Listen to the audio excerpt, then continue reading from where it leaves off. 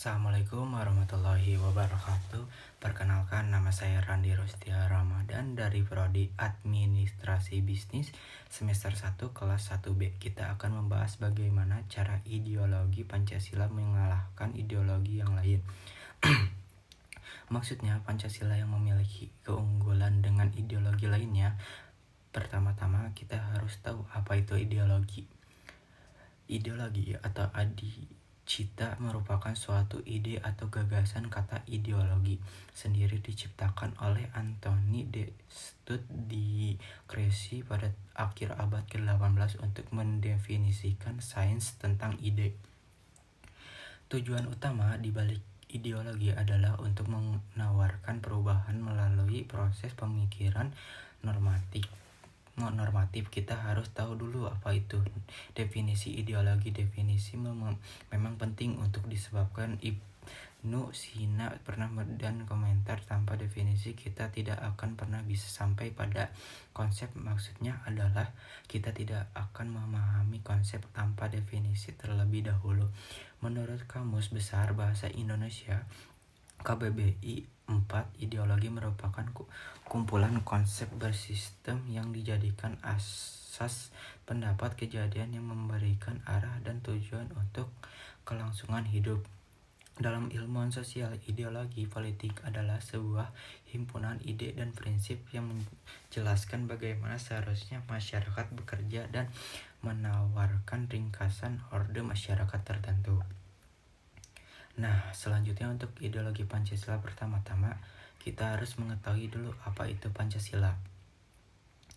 Pancasila adalah dasar negara atau ideologi yang menjadi landasan bagi negara Indonesia.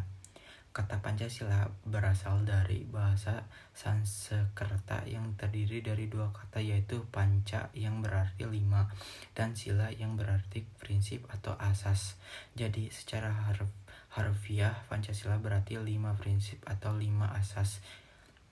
Nah, Pancasila secara resmi dijadikan sebagai dasar negara Indonesia pada tanggal 18 Agustus 1945, segera setelah proklamasi kemerdekaan Indonesia.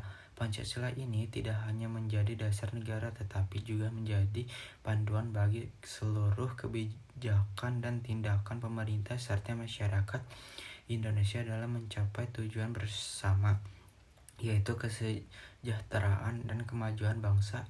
Jadi bisa dipastikan Pancasila ini sudah menjadi apa yang masyarakat Indonesia butuhkan, bahkan seharusnya menjadi apa yang dunia pertimbangkan saat ini sampai masa depan. Mengapa demikian? Misalnya saya di sini akan mencontohkan dengan membandingkan dengan dua ideologi yang umum saat ini, yaitu ideologi kapitalis dan komunis. Pertama-tama, ideologi kapitalis terlebih dahulu. Ideologi ini memiliki beberapa kekurangan yang diketahui secara umum. Dampaknya sangat parah. Di antaranya adalah kesenjangan sosial, ekonomi, selalu terjadi krisis ekonomi, mengutamakan profit di atas segalanya, melakukan eksploitasi tenaga kerja, dampak buruk lingkungan yang besar dan sangat bergantung pada pasar. Nah, Pancasila sebagai ideologi yang diterapkan di Indonesia memiliki beberapa prinsip yang dapat mengatasi atau meredakan beberapa kekurangan yang terkait dengan ideologi kapitalis. Beberapa di mana prinsip Pancasila dapat membantu mengatasi kekurangan kapitalisme adalah sebagai berikut. 1. Keadilan sosial. Prinsip keadilan sosial dalam Pancasila menekankan pentingnya distribusi yang adil dari sumber daya dan kesempatan. Dengan memperkuat prinsip ini, pemerintah dapat mengambil langkah-langkah untuk mengurangi kesenjangan sosial dan ekonomi yang terjadi dalam sistem kapitalis. 2. Kerakyatan yang dipimpin oleh hikmat kebijaksanaan dalam permusyawaratan perwakilan. Pancasila menegakkan kedaulatan rakyat yang berarti keputusan politik dan ekonomi dibanding dengan memperhatikan aspirasi dan kepentingan masyarakat luas. Dengan memperkuat prinsip ini, pemerintah dapat memastikan bahwa kebijakan ekonomi tidak hanya menguntungkan segelintir orang atau kelompok, tetapi juga melayani kepentingan masyarakat secara keseluruhan.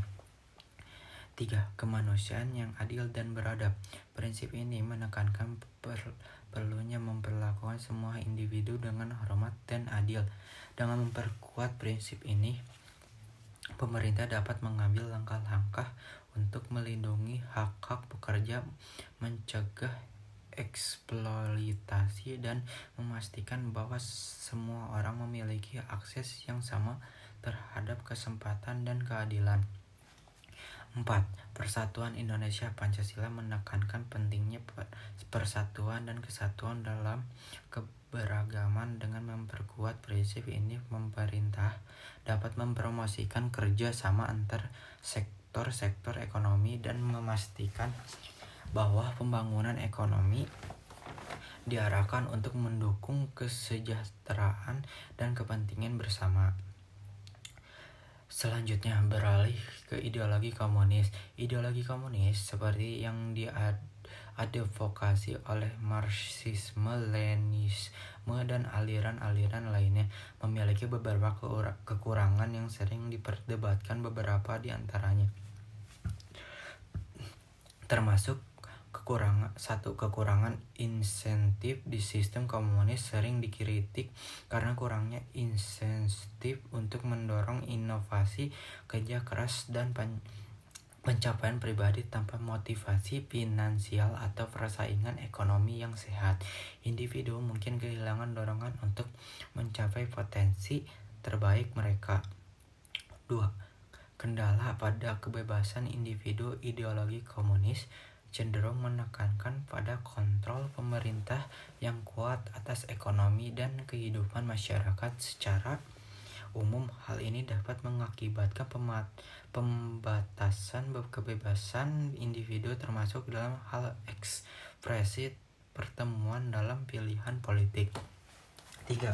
Biaya administrasi yang tinggi. Sistem komunis sering memerlukan birokrasi yang besar dan rumit untuk mengelola ekonomi dan masyarakat. Ini dapat menyebabkan biaya administrasi yang tinggi, kekakuan dalam pengambilan keputusan, dan penyalahgunaan kekuasaan oleh birokrat dan pejabat pemerintah. 4. Kesenjangan dalam distribusi. Meskipun komunisme berusaha untuk menciptakan masyarakat yang lebih merata, dalam praktiknya sering kali terjadi kesenjangan dalam distribusi sumber daya dan kekayaan. Pemerintah dan elit partai kadang-kadang mendapat akses yang lebih besar terhadap keuntungan dan keistimewaan dibandingkan dengan rakyat biasa. 5. Keterbatasan pasar. Dalam sistem komunis, pasar seringkali ditekankan atau diatur secara ketat oleh pemerintah yang dapat mengakibatkan kurangnya mekanisme harga yang efisien, kurangnya pilihan konsumen, dan alokasi sumber daya yang tidak optimal. 6. Resistensi terhadap perubahan dan inovasi. Struktur birokratif yang kaku dan kurangnya dorongan untuk inovasi dapat menghambat kemampuan sistem komunis untuk beradaptasi dengan perubahan ekonomi dan sosial, serta memanfaatkan teknologi baru. Banyak kritikus tetap melihat ideologi komunis sebagai memiliki beberapa kelemahan intrinsik yang sulit untuk diatasi. Nah, sekarang mari kita tinjau apakah prinsip-prinsip Pancasila bisa membantu mengatasi atau memperbaiki kekurangan yang terkait dengan ideologi komunis. 1. Keadilan sosial seluruh rakyat Indonesia. Prinsip ini menekankan pentingnya distribusi yang adil dari sumber daya dan kesempatan bagi seluruh rakyat Indonesia. Dalam konteks ideologi komunis, di mana seringkali terdapat kesenjangan dalam distribusi sumber daya dan kekayaan, prinsip keadilan sosial Pancasila dapat membantu mengatasi masalah ini dengan memperhatikan kebutuhan dan hak-hak semua warga negara. Pemerintah dapat mengambil langkah-langkah untuk memastikan bahwa manfaat ekonomi dan sosial didistribusi secara merata. 2. Persatuan Indonesia. Prinsip ini menekankan pentingnya persatuan dan kesatuan dalam keberagaman Indonesia dalam konteks ideologi komunis, di mana kadang-kadang terjadi pembatasan terhadap kebebasan individu dan kelompok. Prinsip Persatuan Indonesia Pancasila dapat membantu mempromosikan inklusivitas dan kerjasama antar berbagai kelompok masyarakat dengan memperkuat persatuan nasional. Pemerintah dapat menciptakan lingkungan yang mendukung keragaman dan harmoni antar berbagai kelompok. 3. Kerakyatan yang dipimpin oleh hikmat kebijaksanaan dalam permusyawaraan dan perwakilan. Prinsip ini menekankan kedaulatan rakyat dan pentingnya partisipasi ke demokrasi dalam pengambilan keputusan. Dalam konteks ideologi komunis, di mana seringkali terdapat birokrasi besar dan kurangnya partisipasi masyarakat dalam proses pengambilan keputusan. Prinsip kerakyatan Pancasila dapat membantu memperbaiki masalah ini dengan memperkuat partisipasi demokrasi. Pemerintah dapat menciptakan sistem yang lebih inklusif dan responsif terhadap kebutuhan rakyat. 4. Keadilan sosial bagi seluruh rakyat Indonesia. Prinsip ini menekankan pentingnya distribusi yang adil dari sumber daya dan kesempatan bagi seluruh rakyat Indonesia. Dalam konteks ideologi komunis, di mana seringkali terdapat kesenjangan dalam distribusi sumber daya dan kekayaan, prinsip keadilan sosial Pancasila dapat membantu mengatasi masalah ini dengan memperhatikan kebutuhan dan hak-hak semua warga negara. Pemerintah dapat mengambil langkah-langkah untuk memastikan bahwa manfaat ekonomi dan sosial didistribusikan secara merata. Nah, demikian dari saya, kira-kira seperti itu. Bagaimana cara ideologi Pancasila mengalahkan ideologi kapitalisme dan komunis? Terima kasih atas perhatiannya. Wassalamualaikum warahmatullahi wabarakatuh.